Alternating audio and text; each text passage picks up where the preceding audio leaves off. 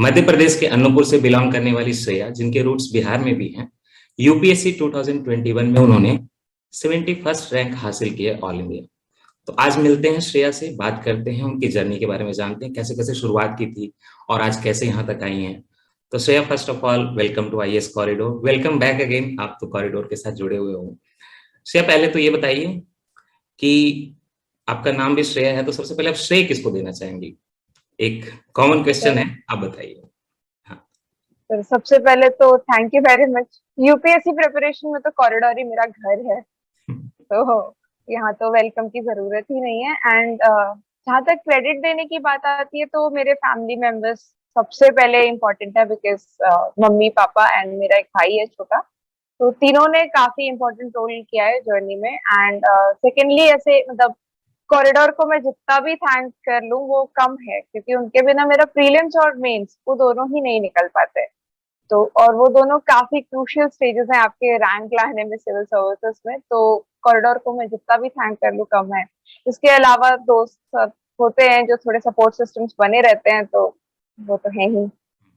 वो भी डिस्कशन में आएगा। श्रेया, पहले ये बताइए कि थोड़ा सा ब्रीफली हमें फैमिली बैकग्राउंड बताइए, जैसे आप कहाँ से बिलोंग करती हैं, साथ ही एजुकेशन का भी बताइएगा, ताकि लोगों को पता चले कि भाई टॉपर भी हमारे जैसे होते हैं। सर, फैमिली बैकग्राउंड ऐसा है कि मेरे मम्मी और पापा दोनों ओरिजिनली बिहार से हैं। इनफैक्ट पापा वैशाली डिस्ट्रिक्ट से हैं। एंड हमारे साथ ऐसा है कि पापा पहले इंडियन एयरफोर्स में सर्व करते थे। 21 ईयर्स ऑफ सर्विस के बाद उन्होंने वहां से रिटायरमेंट ली एंड करेंटली इलाहाबाद बैंक, जो कि अब इंडियन बैंक बन गया है, इसमें मैनेजर की पोस्ट पे सर्व कर रहे हैं। मम्मी मेरी हाउस वाइफ है। इन्होंने जब जब मौका मिला है टीचिंग की है, बट पापा के ट्रांसफर्स के कारण उनका जॉब में थोड़ा डिसकंटिन्यूटी आई है। एंड उनका इसीलिए काफी स्ट्रांग मोटिवेशन था कि मेरी बेटी का जो है ऐसा जॉब हो कि उसको बाकी सोशल जो भी प्रेशर्स के कारण उसकी जॉब में डिसकंटिन्यूटी ना आए। तो that was one of the main reasons कि she wanted me to join civil services. तो उन्होंने कभी प्रेशराइज नहीं किया। It was always my own choice whether I want to choose it. And अभी वो काफी खुश हैं।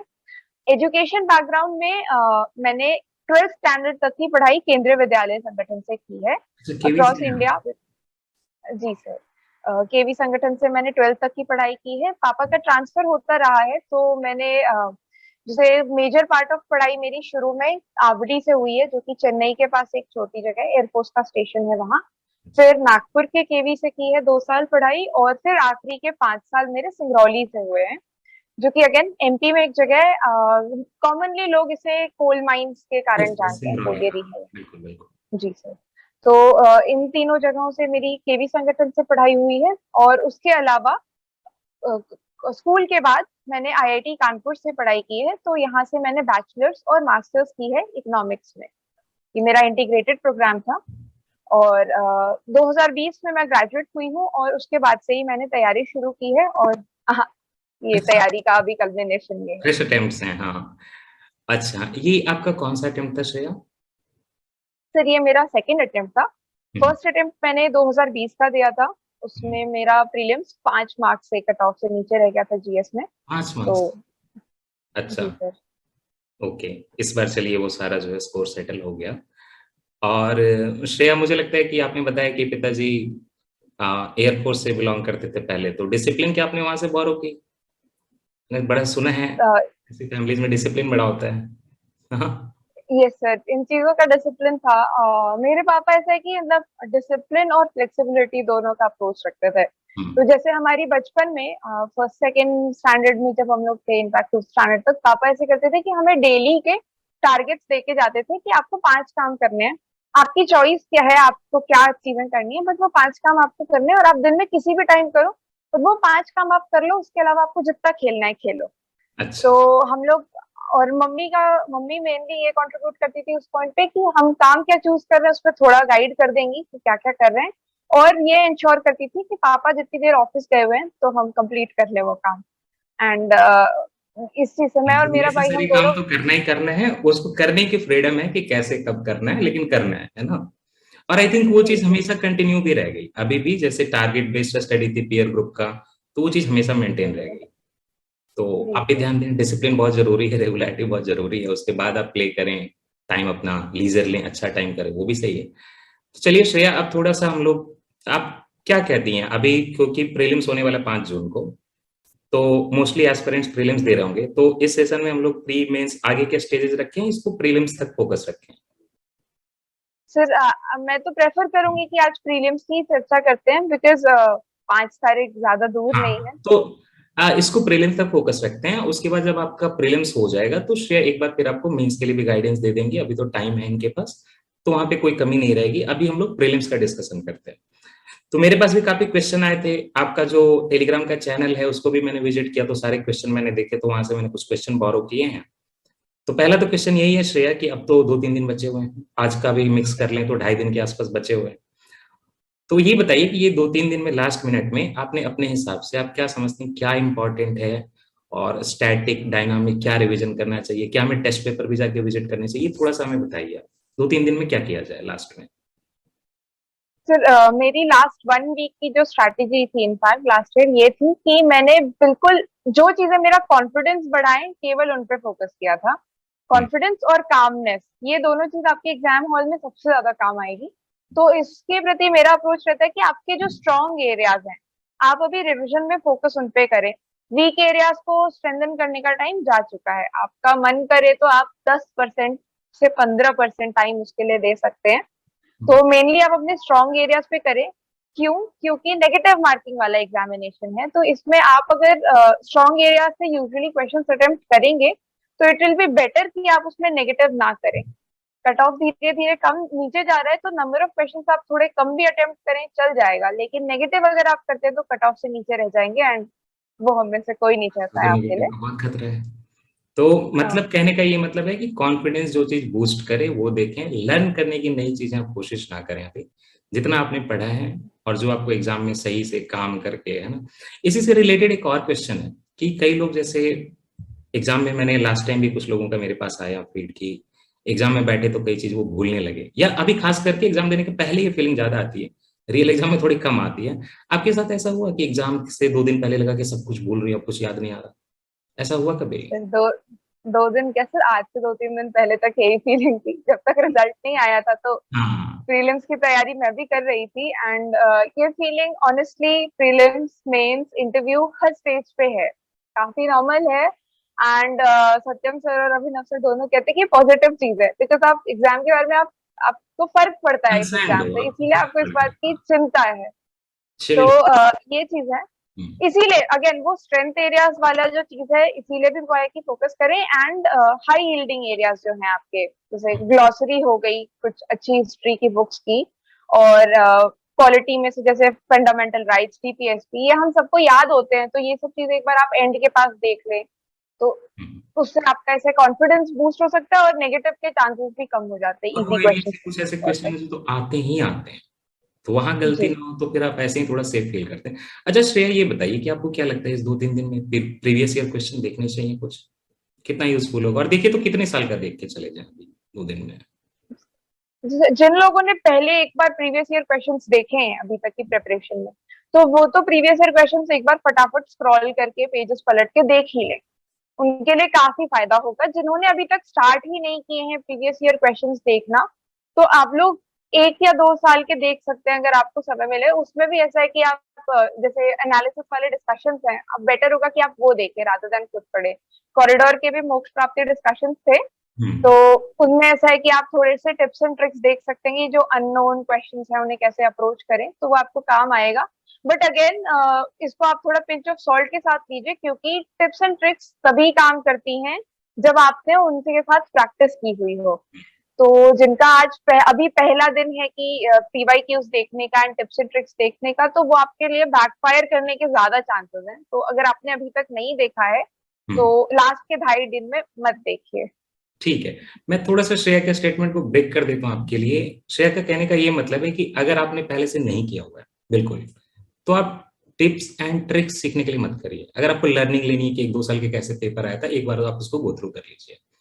और अगर पहले से किया हुआ है तो ये सजेस्टेड है कि आपको आइडिया होगा ही कि कहाँ फंसते हैं, कहाँ दिक्कत आती है, सरसरी निगाह से सारा देख लीजिए। लेकिन एकदम स्टार्ट करके कि आज ही सारा गेस वर्क इंटेलिजेंट गेसिंग सीख लेंगे, ये मुश्किल आएगी, फिर वहां पे बैक फायर कर जाएगा, जैसे श्रेया बता रही है, फिर आपका निगेटिव आएगा, फिर आपको लगेगा ये तो काम ही नहीं करता। तो एक नॉलेज बेस भी रिक्वायर्ड होती है, तो आपको 2-3 साल तक का देख ले तो कम से कम ये आइडिया रहेगा कि भाई कैसा पेपर आता है पेपर में जाने से पहले।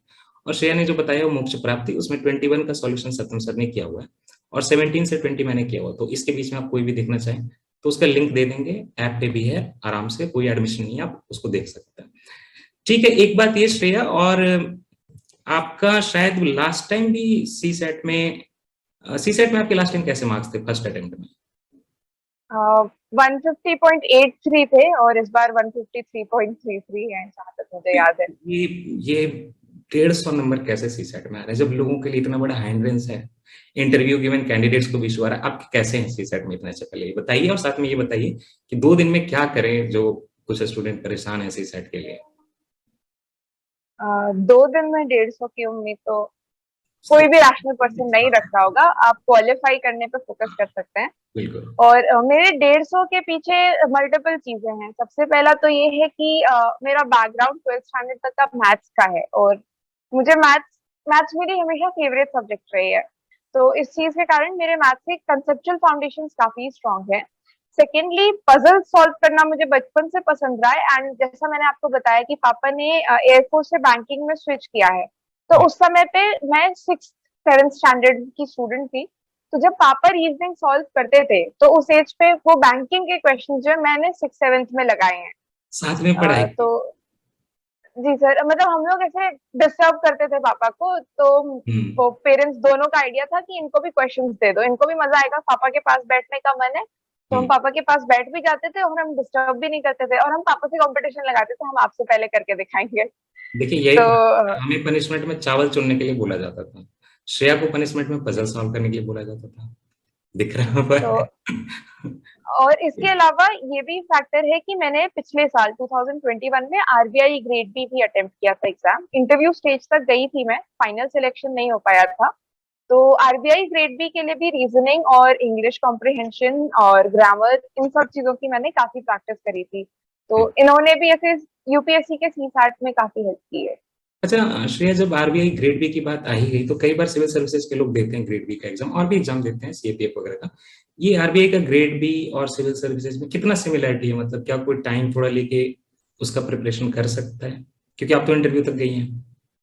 सर, मेरा आरबीआई ग्रेड भी मैंने चूज इसीलिए किया था एज अ बैकअप ऑप्शन, क्योंकि मेरा इकोनॉमिक्स का बैकग्राउंड है एंड मैंने आरबीआई में इंटर्नशिप भी की है एक बार। तो वहाँ का वर्क एनवायरनमेंट काफी अच्छा है, आप उसे एक अच्छा बैकअप ऑप्शन की तरह कंसिडर कर सकते हैं। बात रही प्रिपरेशन की, तो वो भी डेडिकेटेड प्रिपरेशन मांगता है एग्जाम। मैंने शॉर्टकट में प्रिपरेशन की थी, तो उसका जो फेज 2 यानी मेंस एग्जामिनेशन होता है, उस पे मेरे मार्क्स बहुत कम रह गए थे, कट ऑफ से जस्ट 1 या 2 नंबर ऊपर आई थी। इसी कारण फाइनल सिलेक्शन रुका भी था वहां पर, क्योंकि आपके अगर रिटर्न में अच्छे मार्क्स नहीं आते तो फाइनल सिलेक्शन नहीं हो पाता है सिविल सर्विसेज में भी और आरबीआई में भी। तो आपको अगर सिलेक्शन वहां चाहिए कंफर्म, तो आपको थोड़ी डेडिकेटेड मेहनत करनी होगी। But I would still say, अगर आपको ऐसा लग रहा है कि यूपीएससी पॉसिबल है आपके लिए, तो प्रेफर करिए कि आपकी सारी एनर्जी एक चीज पे लगाएं। जैसे इस बार आरबीआई ग्रेड भी आपके प्रीलिम्स से 1 हफ्ता पहले था, तो अगर आप दोनों चीजों की तैयारी करेंगे तो आपका प्रीलिम्स रह जाएगा। कुछ ना कुछ एंड कर सकते हैं। UPSC UPSC is the best examination, आप सबका ड्रीम यही है, तो प्रेफर करिए कि फर्स्ट चॉइस पे आप ज्यादा एनर्जी रखते हैं। यहाँ पे देखिए श्रेया का इकोनॉमिक्स ऑप्शनल भी था, उन्होंने उसमें मास्टर्स भी किया हुआ है, तो वो थोड़ा उनकी सिमिलैरिटी भी थी, तो एक ये भी फैक्टर है। कभी भी आप दूसरा एग्जाम देंगे अटेंशन थोड़ी तो देखिए डाइवर्ट होगी। तो अगर आपको लगता है बैकअप की बहुत जरूरत है तब बैकअप देखिए, अगर आपको लगता है कि जरूरत नहीं है तो बस सेल्फ सेटिस्फैक्शन के लिए आप सारे एग्जाम देने की कोशिश ना करें, एक बार अच्छे से फोकस कर लीजिए, इवेल्युएशन हो जाएगा, पता चल जाएगा, उसके हिसाब से आप वर्क कर पाओगे। शेफ फिर भी सी सेट का तो मैं स्कोर समझ गया, आपके पीछे बहुत रीजन है, फिर भी कुछ सजेस्ट करिए कि लास्ट के 1-2 दिन में कम से कम मुझे पेपर अप्रोच का बता दीजिए कि जैसे 80 क्वेश्चन है तो रीडिंग कॉम्प्रिहेंशन ऑलमोस्ट अप्रॉक्स आप कितना उस पर रिस्क लेते हो? सर, मैंने दोनों साल में, फर्स्ट वाले साल में 2020 में 79 क्वेश्चन अटेम्प्ट किए थे, एक रीडिंग कॉम्प्रिहेंशन छोड़ा था। एंड इस वाले साल में 80 आउट ऑफ 80 अटेम्प्ट किए थे। तो मेरी स्ट्रैटेजी आप कॉपी मत करिए अटेम्प्ट करने की, बिकॉज ये हर किसी के लिए पॉसिबल नहीं है एंड नेगेटिव का लॉस हो सकता है। दैट बीइंग सेड, एक जनरल स्ट्रैटेजी कॉम्प्रिहेंशन के लिए एक काफी अच्छा सेशन सत्यम सर ने लिया था, वो भी कॉरिडोर के चैनल पे अवेलेबल है, अवेलेबल है। यूट्यूब चैनल पे। तो वो वाले सेशन से आपको कॉम्प्रिहेंशन कैसे अप्रोच करना है, उन क्वेश्चन की जो बेसिक बारीकियां हैं वो मैंने सत्यम सर से सीखी हैं इस चीज में, कि कॉम्प्रिहेंशन के क्वेश्चंस को कैसे समझे। तो वो सेशन आपके लिए काफी यूजफुल रहेगा, तो वो आप देख सकते हैं। एंड अटेम्प्ट करने की स्ट्रैटेजी ऐसी होती है कि मैंने पहले वाले साल में एक सीक्वेंस में जितने क्वेश्चन आए थे वो अटेम्प्ट किए सारे। कॉम्प्रिहेंशन आए तो कॉम्प्रिहेंशन, मैथ्स आया तो मैथ्स, वैसे करके। तो उसमें स्पीड थोड़ी सी कम हो जाती है, क्योंकि आपके दिमाग को बार बार स्विच करना होता है इंग्लिश वाले मोड से मैथ्स वाले, लॉजिक वाले मोड पे। तो 2021 के अटेम्प्ट में मैंने ये किया था कि सबसे पहले मेरा स्ट्रॉन्ग एरिया मैथ्स है, तो मैंने मैथ्स से स्टार्ट किया और सारे मैथ्स के क्वेश्चन सॉल्व करने के बाद मैं कॉम्प्रिहेंशन पे गई। और मैथ्स के क्वेश्चन सॉल्व करने के बाद जैसे मैंने बबलिंग थोड़ी सी कर ली थी कुछ क्वेश्चंस की, उसके बाद मैंने कॉम्प्रिहेंशन स्टार्ट किया एंड देन कॉम्प्रिहेंशन के क्वेश्चन सॉल्व करके फिर उसकी ओएमआर फिलिंग कंप्लीट की। तो श्रेया, फिर हम आगे वाले स्टेज में जाएं कि प्रीलिम्स का, जीएस का कैसे अप्रोच करना, आपका क्या आइडिया रहता है। उसके पहले एक बार आप ये बताइए कि आप हमारे साथ कॉरिडोर के साथ जुड़ी थी। मुझे जहां तक याद है 2020 में नवंबर के आसपास एक हमने कॉरिडोर स्पेशल ग्रुप बनाने का रखा था इनिशिएटिव, जिसमें कोई भी पार्टिसिपेट कर सकते हैं। मुझे लगता है लगभग 15 डेज की एक्टिविटीज थी, 2 वीक्स की, है ना। आंसर राइटिंग था, क्विजेस थे, डेली सबमिट करना होता था। और श्रेया उस टाइम आई थी जब उन्होंने शुरुआत की थी, हर दिन उन्होंने पेपर सबमिट किया था और फाइनली एक लिमिटेड नंबर ऑफ पीपल में सेलेक्ट हुई थी। उसके बाद ग्रुप की शुरुआत हुई। फिर उसके बाद उसी ग्रुप में सत्यम है, और सत्यम ने पूरी लीडरशिप ली, पूरे ग्रुप को संभाला। और हमारे लगभग मुझे लगता है 5 लोगों के इंटरव्यू कॉल आए थे। सोनिया और श्रेया का सिलेक्शन भी हो गया है। तो श्रेया, ये एक्सपीरियंस आप मुझे बताइए कितना हेल्पफुल रहा आपके लिए, और कैसे कैसे, क्योंकि इंटरनली तो देखिए ग्रुप में एक्टिविटी आपने की है, सत्यम ने की है। आप ही लोग बताओगे कि क्या एक्सपीरियंस रहा था, ये शेयर करिए मेरे साथ। फिर तो जब मैंने स्पेशल ग्रुप का ज्वाइन किया तो वो काफी लो मोमेंट चल रहा था। उसके 2-3 दिन पहले प्रीलिम्स के रिजल्ट आए थे 2020 के, एंड मैंने विजन के आंसर की से लास्ट टाइम चेक किया था, मेरे 102 बन रहे थे। तो 100। आई वॉज श्योर कि मेरा मेंस का तो कॉल आएगा। मैंने थोड़ा थोड़ा मेंस का पढ़ना भी शुरू किया था, बट नहीं आया कॉल, तो थोड़ा बुरा लगा। हालांकि उस साल प्रिपरेशन अच्छी नहीं थी, तो वो था, तो वो लो मोमेंट था। तो मेरी एक कॉलेज की ही एक और कैंडिडेट है, तो वो भी आपके स्पेशल ग्रुप से जुड़ी हुई हैं। उन्होंने मुझे बताया कि ऐसे ऐसे एक आया है, आप भी देख लो, मतलब क्या ही है, अच्छा इनिशिएटिव लग रहा है, आंसर राइटिंग की थोड़ी डिसिप्लिन आ जाएगी हम में। तो उस समय शुरू में दिन के सिर्फ जो 2 या 3 क्वेश्चन कॉरिडोर पोस्ट करता था, केवल उतने ही, मैं पूरे दिन में मेरी उतनी ही पढ़ाई हो पा रही थी। पर ये था कि जीरो नहीं हो रहा था, something is always better than nothing. तो ये वाली चीज थी, और वहां से शुरुआत हुई। और जब एक बार स्पेशल ग्रुप बन गया तो सबसे बड़ा एडवांटेज ये मिला कि स्पेशल ग्रुप में पढ़ने का माहौल आपको मिलता है। सेल्फ स्टडी वाली जनता के लिए पढ़ने के माहौल की काफी जरूरत है। हम देख रहे थे कि बाकी लोग हर दिन हमसे पहले क्वेश्चन सबमिट कर दे रहे हैं।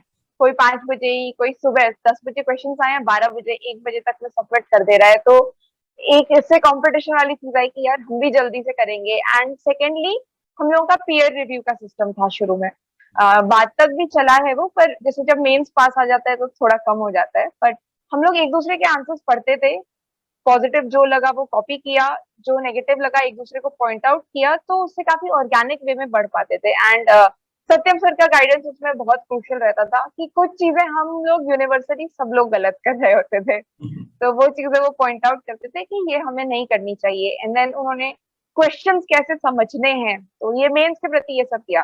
प्रीलिम्स में इसका ये सबसे बड़ा रोल रहा है कि जैसे जब प्रीलिम्स पास आई तो सर हमें टारगेट्स देते थे कि, और आइडेंटिफाई करके बताते थे कि कौन कौन से मॉक टेस्ट अच्छे हैं उस पॉइंट ऑफ टाइम पे मार्केट में हर सब्जेक्ट के लिए, एंड टारगेट्स थे। एंड अगेन करंट अफेयर्स के भी सोर्सेस थोड़े से उन्होंने खुद से सॉर्ट आउट करके हमें बताए। तो सोचने वाला काम कम हो गया, सिर्फ आपको एग्जीक्यूट करना है, and that becomes much easier.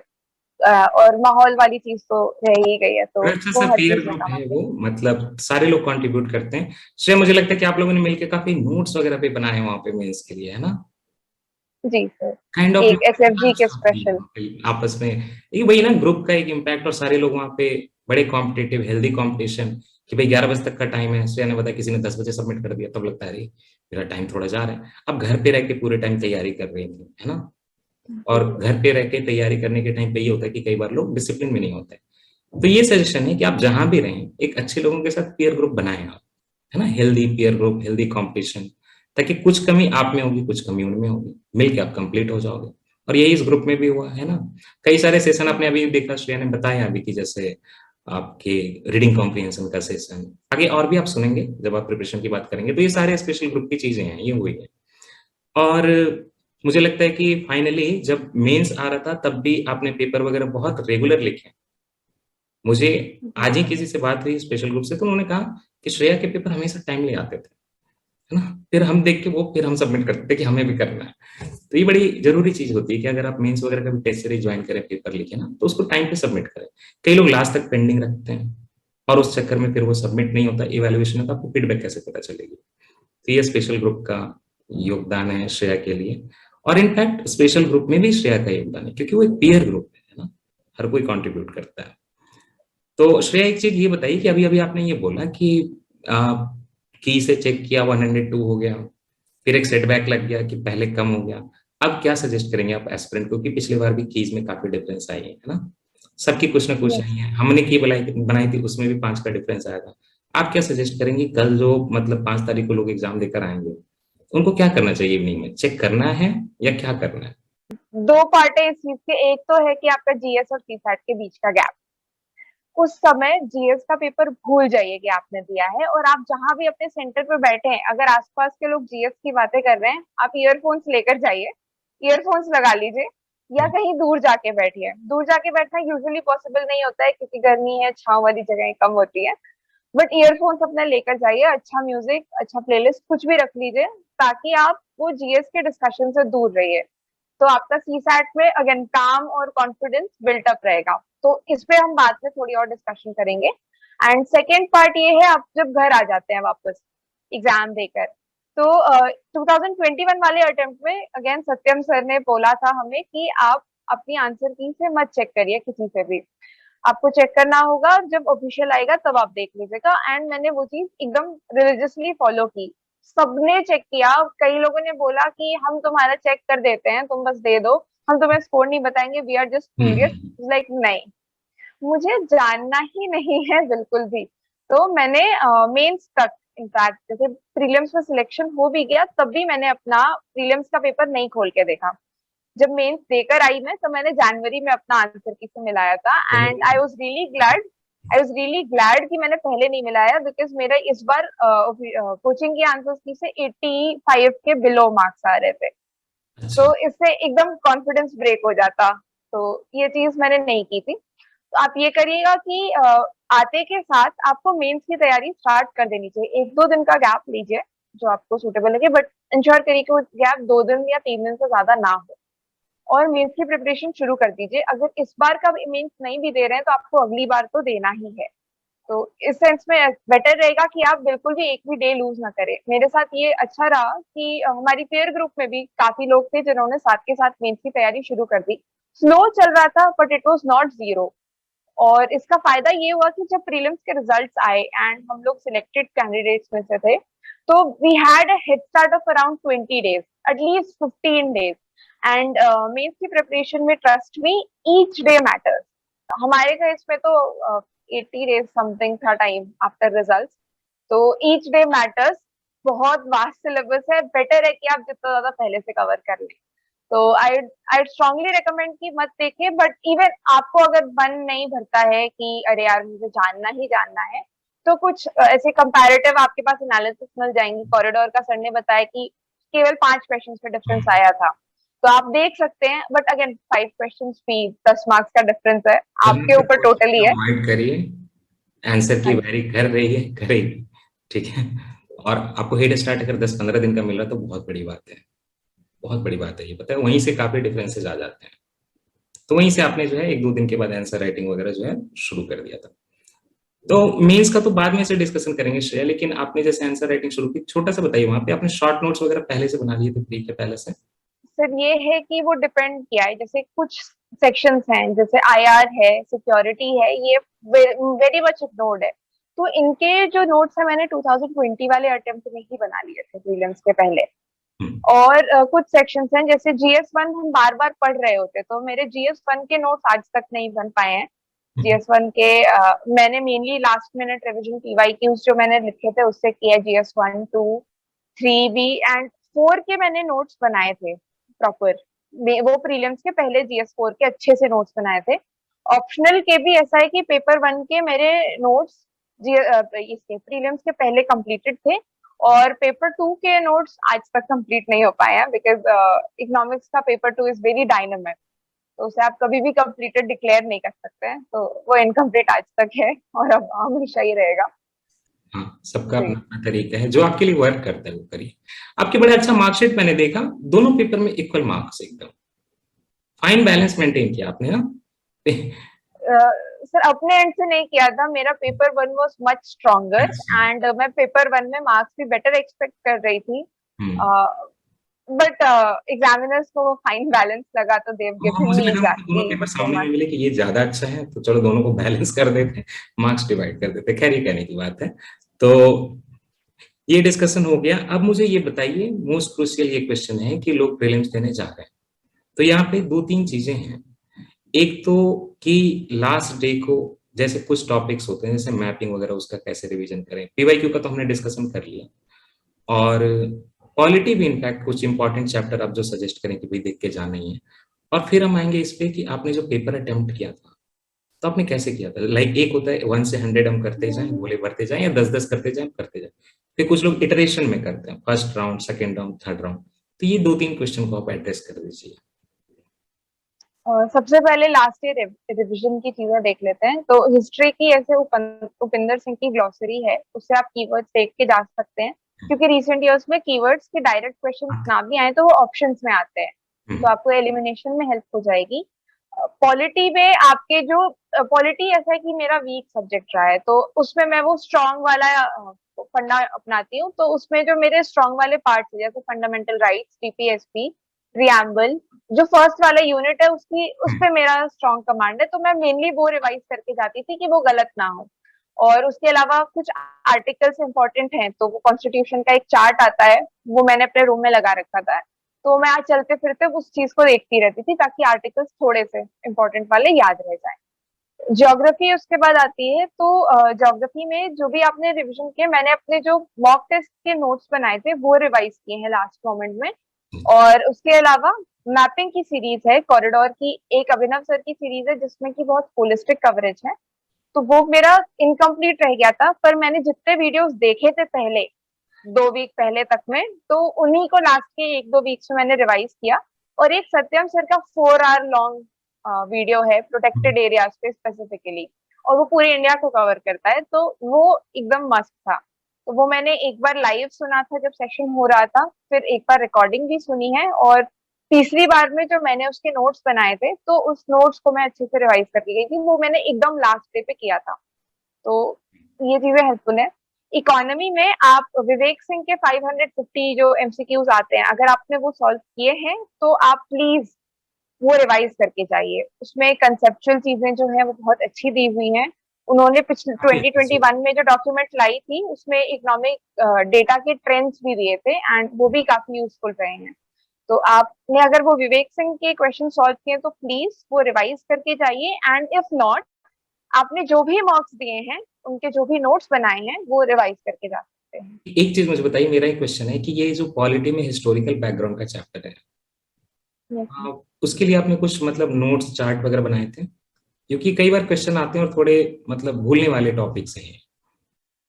Sir इसमें मैंने पर्सनल नोट्स नहीं बनाए थे, वो स्पेशल ग्रुप की पीयर वाली चीज का फायदा हुआ था। कुछ और लोगों ने नोट्स डाले थे बनाकर, मुझे नाम याद नहीं है, पर किसी एक के बड़े सुंदर साफ से नोट्स थे, एकदम 2 पेज के अंदर पूरा उन्होंने थोड़े थोड़े पॉइंट डाल के कंप्लीट कर ठीक दिए थे, है, आज तो मैं वो रिवाइज करके गई टेलीग्राम थी। चैनल पे आप शेयर कर दीजिएगा, है ना। जी अच्छा, यहाँ पे कुछ बात डिस्कस हुई मैपिंग वाले सत्यम सर के वीडियो की और मेरे वीडियो की, तो ये भी फ्रीली अवेलेबल है, कॉरिडोर के यूट्यूब पे भी हैं और हमारे ऐप में भी हैं।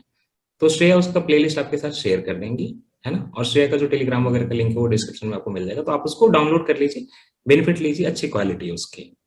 और ये पार्लियामेंट चैप्टर आपने नहीं रिवाइज किया था? सो पार्लियामेंट के मैंने आर्टिकल्स जो उससे रिलेटेड हैं कि प्राइम मिनिस्टर का क्या आर्टिकल है, प्रेसिडेंट का क्या आर्टिकल है, वो याद किया था। और मोशंस एक बार देख कर गई थी मैं, कमिटीज मुझे नहीं याद होती हैं, कमिटीज का मैंने अपना एक पीडीएफ बनाया है, वो टेबल बनाया है, और वो मैंने देखने की कोशिश की थी पर वो याद नहीं हो पाया था। आपने तो वो मैंने बनाया था? लास्ट डे में, हाँ हाँ, वो मेरा खुद का याद बनाया नहीं हुआ है, होगा। ठीक है। और वो मुझे याद नहीं हो पाया था, तो वो मतलब मैंने लास्ट डे पे नहीं रिवाइज किया था। आपका स्ट्रॉन्ग एरिया है तो आपको पक्का देख कर जाइए। सर, आपका क्वेश्चन का सेकंड पार्ट ये था कि एग्जाम के 2 घंटे में क्या अप्रोच करना है। तो सब इसके इसमें एक और चीज जो मैंने रिलेटेड देखी है कि लोगों को काफी एंग्जाइटी हो जाती है, तो एंग्जाइटी से बचने का सबसे मूल मंत्र ये है कि आप उन 2 घंटों में, उस 2 घंटे के अलावा किसी चीज के बारे में मत सोचिए। आप मत सोचिए कि रिजल्ट क्या आएगा, आप मत सोचिए कि इस चीज के आगे अच्छा होगा, बुरा होगा, या इससे पहले आपने क्या किया है। सिर्फ प्रेजेंट में रहिए। ये फर्स्ट एडवाइस है। सेकेंड एडवाइस जो मैंने अपने फर्स्ट और सेकेंड अटेम्प्ट के बीच चेंज किया था, वो ये था कि फर्स्ट अटेम्प्ट में मैं केवल पेन लेकर गई थी, क्योंकि आपको आंसर्स पेन से मार्क करने होते हैं। उसके साथ दिक्कत ये होती है कि जब आपने एक बार एक क्वेश्चन सॉल्व किया और आपको वो चेंज करना है, तो आप वापस जाते हैं, उसी में कट करते हैं, फिर टिक करते हैं, तो आप अपने ही सॉल्व में कंफ्यूज हो जाते हैं। हम्म। सेकेंड अटेम्प्ट में मैं पेंसिल एंड इरेजर लेकर गई थी, और मैंने जीएस का पूरा पेपर पेंसिल से सॉल्व किया है। और जहां पे मुझे आंसर चेंज करने का मन हुआ है, मैंने पूरा साफ मिटा दिया है और फिर सॉल्व किया है। इससे ये फायदा हुआ कि जो मैंने सॉल्व किया है और जो मैंने बबलिंग की है वो एग्जैक्ट सेम है। मेरे 2020 के अटेम्प्ट में ये चीज हुई थी कि एक आध मैंने सही सॉल्व किए थे, एंड देन कंफ्यूजन में मैं गलत मार्क करके भी आई हूँ। तो छोटी इस छोटी तरह बातें की कितनी चीजें। इंपॉर्टेंट हैं, अब बताइए आप। सीधी सी बात है, एक क्वेश्चन 2 मार्क का है लेकिन नेगेटिव मार्किंग भी तो है। तो वो जो है 2.67 पे बात आ जाती है, और एक दो क्वेश्चन से जो है पूरा गेम चेंज हो सकता है। तो क्लैरिटी रखिए, आप पेपर सॉल्व करें तो अब उसको, पेपर को इतना गंदा ना करें कि आपको खुद ही ना पता चले कि कौन सा बोला कहाँ लगाना है, किस पे देख के। तो ध्यान रखिएगा। अब ये बताइए, जो पेपर आपने सॉल्व किया था तो उसमें क्या अप्रोच थी आपकी, कैसे कैसे किया पेपर सॉल्व? कुछ लोग आइट्रेशन की अप्रोच बोलते हैं, बट आइट्रेशन मैं अपने लिए कभी फिगर आउट नहीं कर पाई। तो मैं ये करती हूँ कि जैसे आप प्रीलिम्स में जब जाते हैं, आपको आइडिया है कि आपको कौन से टॉपिक्स आते हैं, कौन से नहीं आते हैं। मेरा अप्रोच था कि मैं 96 से 100 के बीच क्वेश्चंस अटेम्प्ट करके आऊंगी, ज्यादा छोड़ के नहीं आऊंगी। हम्म। मैंने in the end 100 out of 100 questions attempt किए थे। तो अगेन, क्योंकि मुझे समझ नहीं आया मैं क्या पकड़ू क्या छोड़ू, तो मैंने 100 आउट ऑफ 100 क्वेश्चंस अटेम्प्ट किए इस बार। और उसके बाद इसमें मैंने ये किया कि जैसे मैं कोई भी क्वेश्चन पहली बार पढ़ रही हूँ, मुझे सेक्शन ए मिला था, सेट ए मिला था, तो उसमें सबसे पहले इकोनॉमी के ही क्वेश्चन थे, तो वो मुझे 100% आते थे, तो वो मैंने टिक कर दिए। और जो क्वेश्चन मुझे अच्छे से आते हैं और जो क्वेश्चन बिल्कुल नहीं आते हैं कि इन पे वापस आके भी मुझे तुक्का ही मारना है, तो मैं उसी समय रुक के उस पे जो भी टिप्स एंड ट्रिक्स समझी है उनसे मैं आंसर मार्क करके ही आगे बढ़ती थी।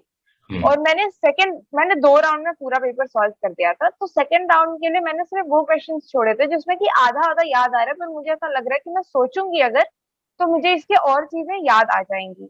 तो मैंने वो सेकंड राउंड के लिए छोड़े थे, एंड देन वो वापस आके अटेम्प्ट किए।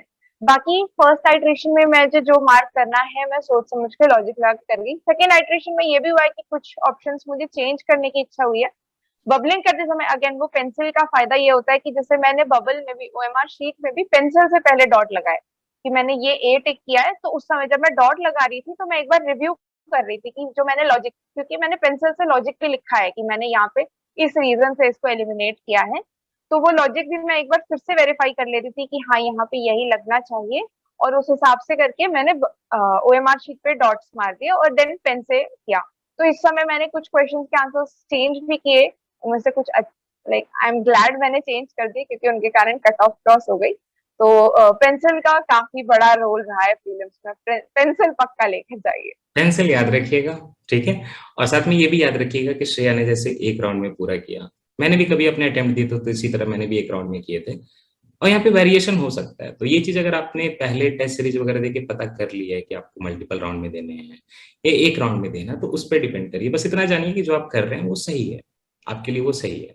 अच्छा, एक बात ये हो गई श्रेया, और एक क्वेश्चन है कि कई लोगों का सजेशन है कि एग्जाम के पहले बड़ी अच्छी नींद लेके जाना है, कुछ लोग जग के भी जाते हैं। आप अपना पर्सनल बताइए, आपने एग्जाम के पहले नींद पूरी की थी रात में? जी सर, जी सर। इस चीज में मुझे मतलब इनफैक्ट पढ़ते समय थोड़ी डांट भी पड़ती है, क्योंकि मुझे काफी नींद आती है। एग्जाम की पहली वाली, और एग्जाम के समय ऐसा है कि जब से मेरा कॉलेज खत्म हुआ है तो मैंने अपना स्लीप साइकिल को सही करने की कोशिश की है। मैं कुछ भी हो 12 से 1 के बीच सो जाने की कोशिश करती थी, एंड सुबह उठ के पढ़ाई करेंगे।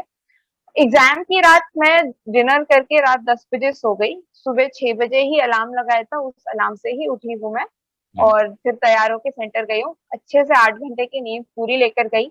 सुबह उठ के मैंने एक पेज भी रिवाइज नहीं किया है, रात तक जो रिवाइज करना था कर लिया। क्योंकि आप जब सुबह रिवाइज करते हैं तो वो यूजुअली टेंशन बढ़ाता है।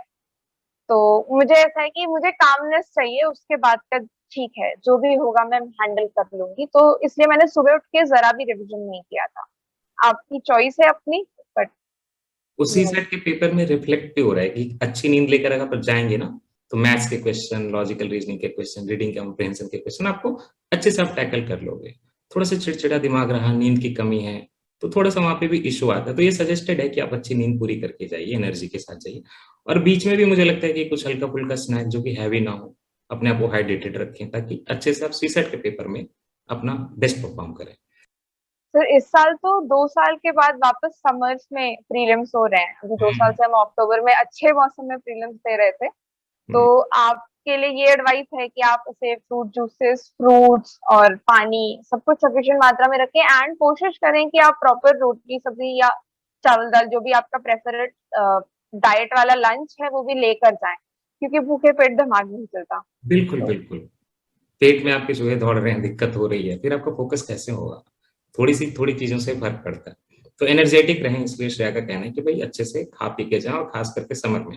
श्रेया ने तो अपने दोनों प्रीलिम्स के अटेम्प्ट विंटर्स में ही दिए हैं, है ना? जी सर। जी हाँ, तो सर। ये आपको फेस करना है। ओके, लेकिन बताया उन्होंने कि कैसे करना है। अच्छा, एक क्वेश्चन ये है कि आपने तो एक टारगेट सेट किया था कि भाई हमारा आइडिया इतना है कि 96 100 करेंगे, और आपने 100 कर भी दिया था, हो भी गया। लेकिन कई लोग ऐसे हैं जो कम अटेम्प्ट भी करते हैं, 70s में भी करते हैं, कभी कभी वो भी क्वालिफाई करते हैं। आपको इस चीज की अंडरस्टैंडिंग है ही, तो आप ये बताइए कि आपको क्या लगता है कि कौन सा क्वेश्चन हमें नहीं अटेम्प्ट करना? कुछ क्वेश्चन ऐसे कि नहीं भाई इसको टच ना करो, एक एस्पिरेंट के नजर से कि वो बैठे तो उसको क्या लगे तो क्वेश्चन अटेम्प्ट ना करे वो। जैसे जिन क्वेश्चंस में आपको ब्लाइंड गेसेस मारने हैं, ब्लाइंड गेस दो तरह के होते हैं, मतलब एक दो पार्ट्स में होते हैं। एक तो आपको उस चीज के बारे में नॉलेज भी नहीं है, एंड आपने जितने भी पीवाई क्यूज और जो भी मॉक के क्वेश्चन सब अटेम्प्ट किए हैं, तो उससे आपको थोड़ा रफ आइडिया भी लगता है कि आप किन सेक्शन में किस तरह गेस वर्क कर सकते हैं। तो अगर आपको नॉलेज भी नहीं है और गेस वर्क की भी कोई स्ट्रिक्ट स्ट्रैटेजी आपको नहीं उस पर समझ आ रही है, तो आप उसे अवॉइड कर सकते हैं उन क्वेश्चंस को। कुछ क्वेश्चंस पे ऐसा होता है कि आपको नॉलेज नहीं होती है, बट आप गेस करें। जैसे 2020 के अटेम्प्ट में एक क्वेश्चन आया था जिसका आंसर गोपाल बाबा वलांकर था। मैंने टिक किया था कि आई वांटेड कि हाँ मैं इसको मार्क कर सकती हूँ, बट उस साल मैं 68 क्वेश्चंस केवल अटेम्प्ट करके आई थी। तो मैंने इंडियन मार्क नहीं किया, इस तरह के दो क्वेश्चन थे। तो अगर मैं वो दो मार्क कर देती, एक आध और गलत जो मैंने मार्क की गलती से वो नहीं करती, तो कट ऑफ क्रॉस हो जाता।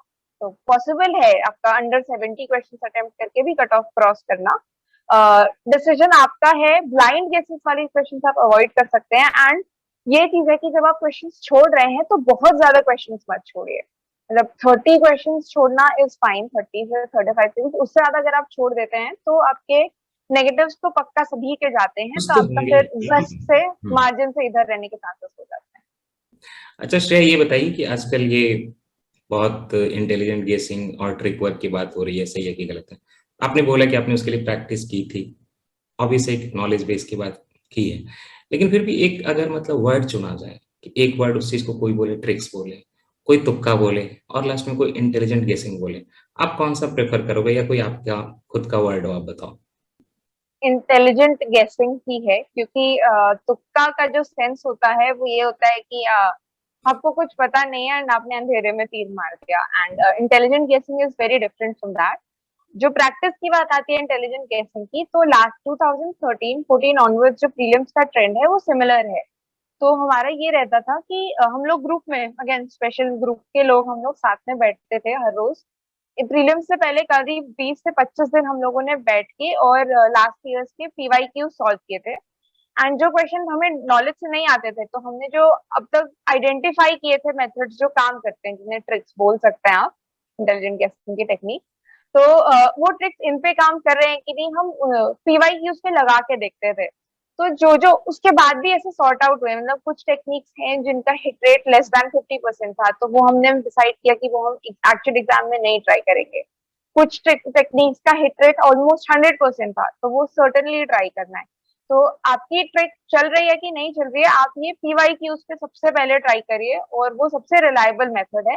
आपकी जो भी इंटेलिजेंट गेसिंग टेक्निक है उस सही है कि नहीं वो चेक करने का। हम्म। तो देखिए, जो मॉक्स होते हैं जो मार्केट में होते हैं उनका कई बार यूपीएससी जैसा ट्रेंड नहीं होता। तो अगर आपको tricks, techniques, guess work, intelligent guessing जो भी आप कहिए, अगर ये करना है तो आप पीवाईक्यू से हेल्प लें। और श्रेया का कहना है कि 13 ऑनवर्ड्स जो पेपर्स हैं वो ऑलमोस्ट इस सिमिलर पे हैं, और साथ ही साथ एलिमिनेशन की बात आती है तो यूपीएससी का पेपर में आपको एलिमिनेशन की थोड़ी वहां पे रहेगा स्कोप, तो आप उसको अंडरस्टैंड करके उसके हिसाब से चल सकते हैं।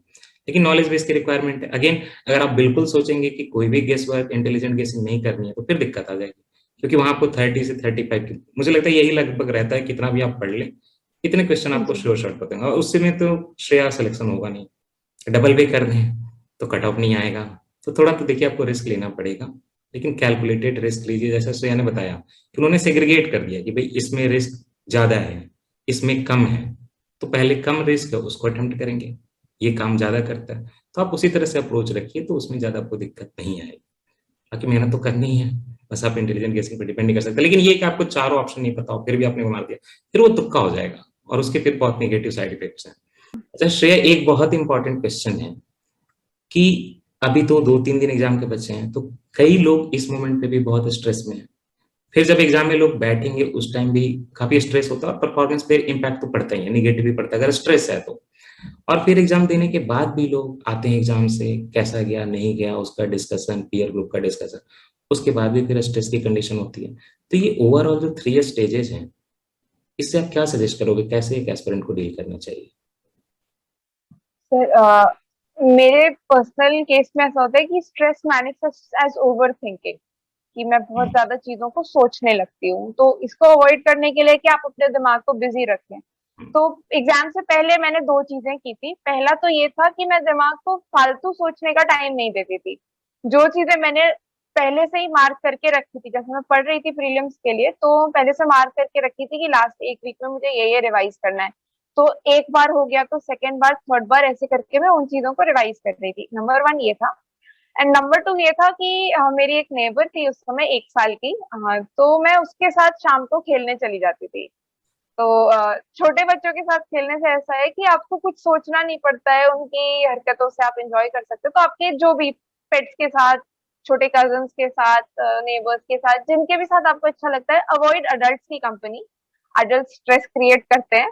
बच्चे या pets, they are good company before the exams. तो आप ये बच्चों को before the stress exams create कर होती दोगे है। फिर ऐसे?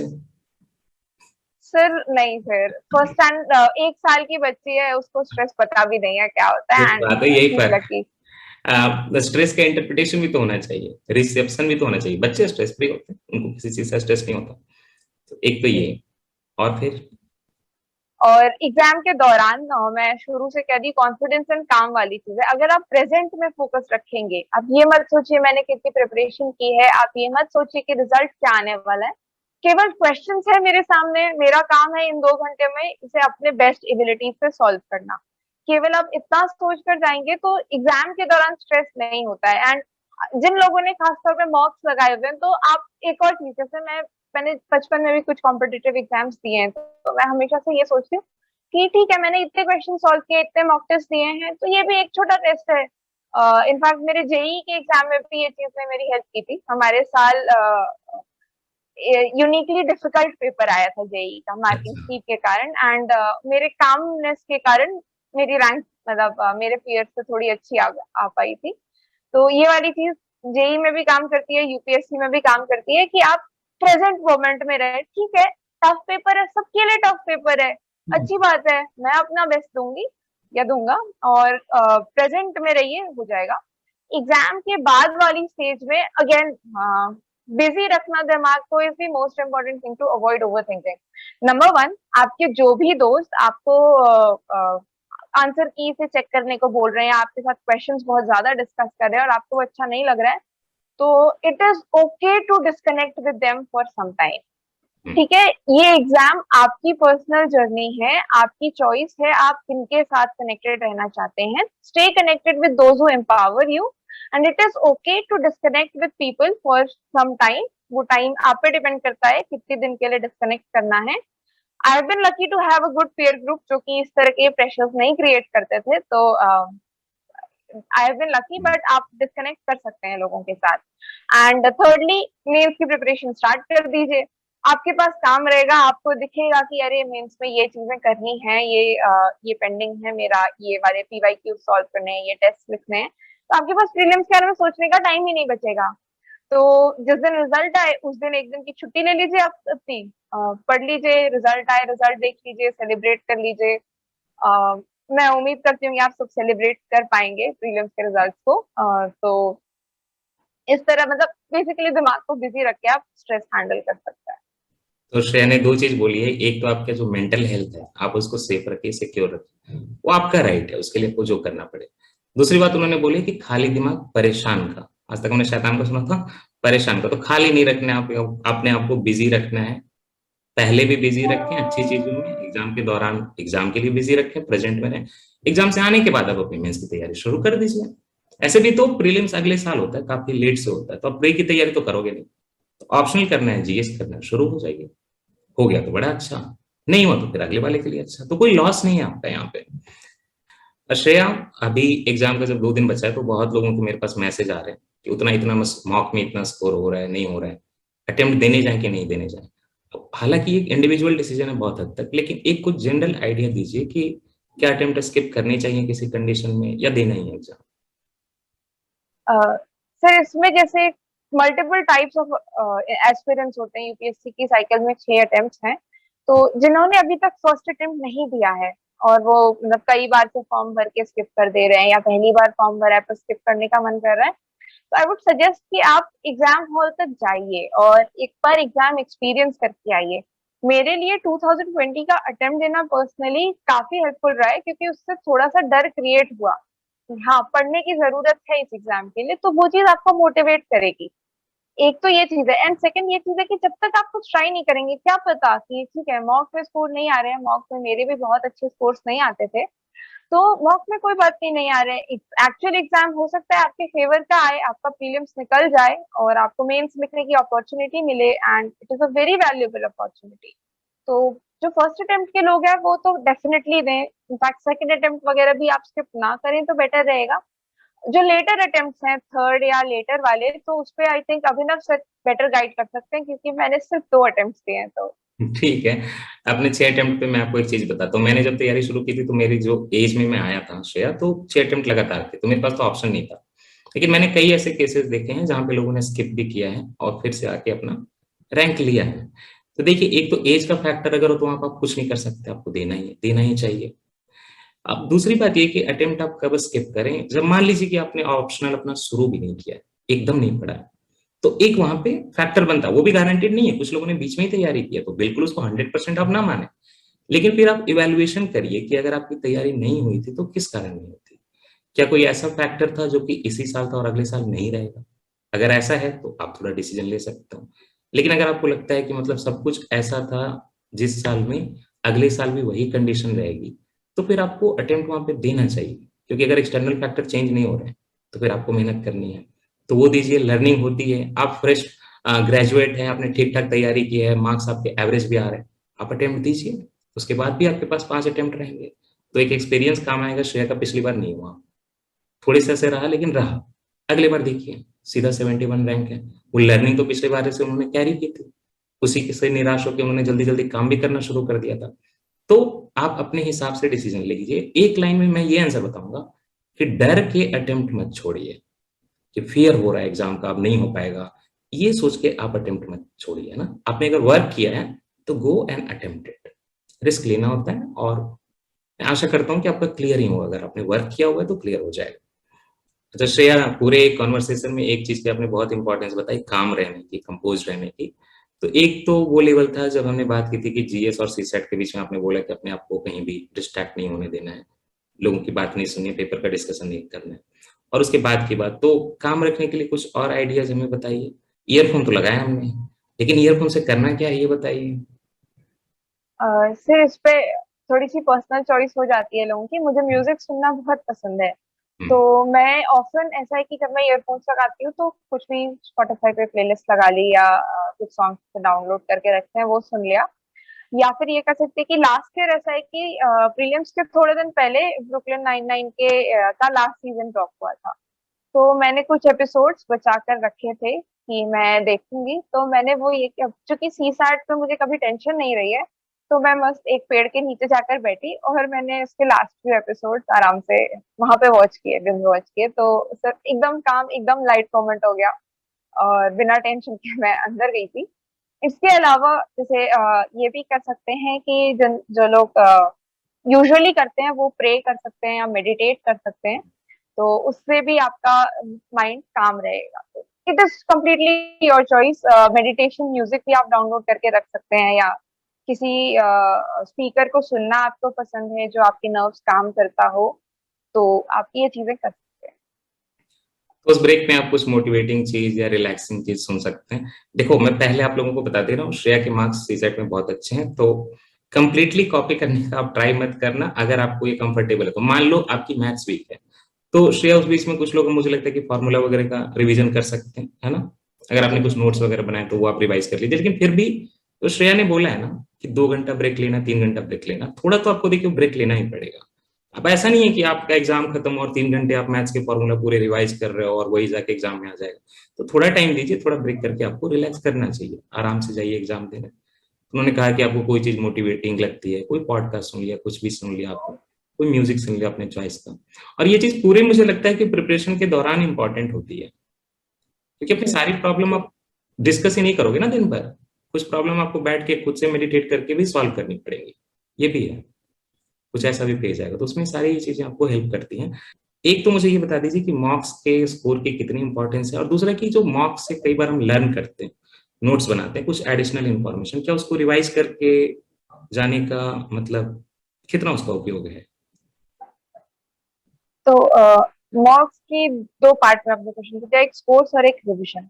तो सबसे पहले स्कोर पे बात करूंगी कि स्कोर्स ज्यादा इंपॉर्टेंट नहीं है। स्कोर्स का मेन, जैसे आपके अच्छे स्कोर्स आते हैं तो आपका कॉन्फिडेंस बिल्ड होता है, तो दैट इज इम्पोर्टेंट, क्योंकि कॉन्फिडेंस के बिना ये एग्जाम क्रैक क्रैक करना मुश्किल है।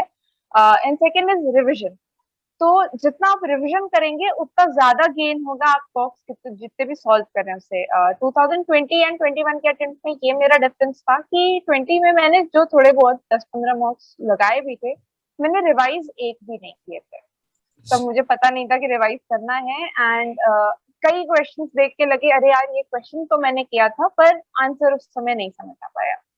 तो ये इशू आ जाता है। एंड 21 के अटेम्प्ट में ये डिफरेंस था कि मैंने मॉक्स शुरू में काफी जितने भी लगाए, सबके मैं सेम डे या max to max next day पे नोट्स बनाती थी।